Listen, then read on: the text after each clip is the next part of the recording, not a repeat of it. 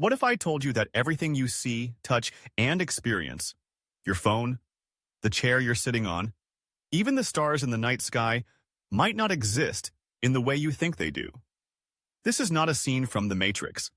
It's a serious philosophical idea proposed by George Berkeley, an 18th century thinker who believed that reality is nothing more than a collection of ideas in the mind.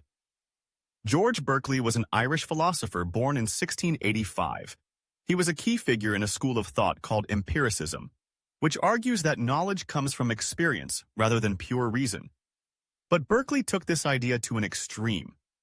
He denied the existence of matter itself. Yes, you heard that right. He believed that everything in the universe is either a mind or an idea in a mind. Berkeley's philosophy is called subjective idealism. Let's break it into simple terms. According to Berkeley, when you see an apple, you assume it exists as a physical object. But ask yourself, what do you actually perceive? You see its color, feel its texture, maybe even taste its sweetness. All these qualities, color, texture, taste, are experiences in your mind. But if all you ever know are these perceptions, how can you be sure there's something physical behind them?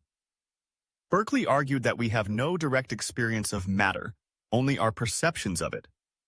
And if we can never perceive something outside of our minds, then saying it exists independently doesn't make sense. In other words, to exist is to be perceived. He summed it up in a famous Latin phrase, esse est percipi. To be is to be perceived. But hold on. What happens when no one is looking at something? If an object's existence depends on being perceived, does it just vanish when no one is around? Berkeley had an answer. He believed that even when humans aren't perceiving something, God is. Since God is always watching, the world remains stable and continuous. For Berkeley, this was proof of God's existence. In his view, the universe is like a giant dream that God is always having. Let's look at some problems with Berkeley's theory. One of the biggest issues is that it seems to go against common sense. If matter doesn't exist, why does the physical world seem so consistent? Why do objects behave predictably? If the apple I drop today falls to the ground, and the apple I drop tomorrow does the same, doesn't that suggest something exists beyond just my perception? Another problem is how Berkeley explains illusions or hallucinations. If everything we perceive is just ideas, how do we distinguish between reality and illusion? If someone sees a pink elephant after drinking too much and someone else doesn't, does that pink elephant exist for one person and not the other? Berkeley's theory struggles to clearly separate perception from imagination. Lastly, Berkeley relies heavily on God as the ultimate perceiver. But if someone doesn't believe in God, does that mean the universe doesn't exist for them?